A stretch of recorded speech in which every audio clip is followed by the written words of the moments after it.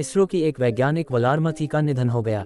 उन्होंने चंद्रयान-3 मिशन में काउंटडाउन को आवाज दी थी। वलारमथी का निधन हृदय गति रुकने से हुआ है।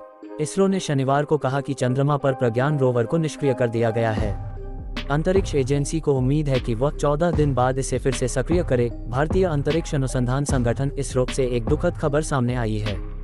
इसरो की एक वैज्ञानिक वलारमथी का निधन हो गया। हृदय गति रुकने से उन्होंने रविवार को आखिरी सांस ली। वह वलारमथी ही थी जिन्होंने श्रीहरिकोटा में रॉकेट लॉन्च की उल्टी गिनती में अपनी आवाज दी थी। उनकी आखिरी बार उल्टी गिनती अभी हाल ही में दी थी, जब देश के तीसरे चंद्र मिशन चंद्रयान-3 का प्रक्षेपण हुआ था। चंद्रयान-3 को 14 जुलाई को श्रीहरिकोटा के सतीश धवन अंतरिक्ष केंद्र से लॉन्च किया गया था। प्रज्ञान रोवर को किया गया निष्क्रिय। 23 अगस्त को चंद्रयान-3 का लैंडर मॉड्यूल LM, जिसमें विक्रम लैंडर और प्रज्ञान रोवर शामिल थे, चंद्रमा की सतह पर उतरा, जिससे यह उपलब्धि हासिल करने वाला चौथा देश बन गया।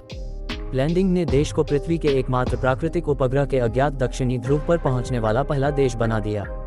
इस बीच इसरो ने शनिवार को कहा कि चंद्रमा पर प्रज्ञान रोवर को निष्क्रिय कर दिया गया है। अंतरिक्ष एजेंसी को उम्मीद है कि वह 14 दिन बाद इसे फिर से सक्रिय करेगी। चांद पर हमेशा मौजूद रहेगा rover 2 payload, alpha particle X-ray spectrometer APXS और laser induced breakdown spectroscope LIBS से लैस है। लैंडर के जरिए पृथ्वी पर डेटा संचारित करने वाले पेलोड बंद कर दिए गए हैं। प्रज्ञान रोवर और विक्रम लैंडर वैज्ञानिक डेटा इकट्ठा करने के लिए मिलकर काम कर रहे थे। APXS और LIBS पेलोड को चंद्र मिट्टी और चट्टानों की मौलिक और खनिज संरचना का विश्लेषण करने के लिए डिजाइन किया गया है। यदि प्रज्ञान रोवर सफल रूप से सक्रिय नहीं होता है, तो यह भारत के चंद्र राजदूत के रूप में हमेशा के लिए चंद्रमा पर रहेगा। इसरो से आदित्य L1 के लिए आया बड़े अपडेट।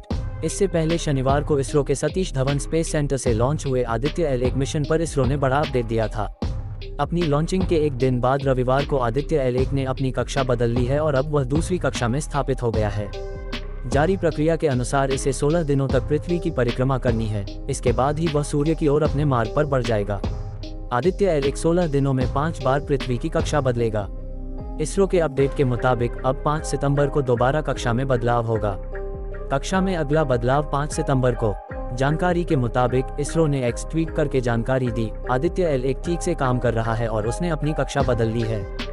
भारत की ओर से अंतरिक्ष में भेजे गए पहले सूर्य मिशन आदित्य L1 की कक्षा बदलाव की अगली प्रक्रिया 5 सितंबर 2023 को होनी है।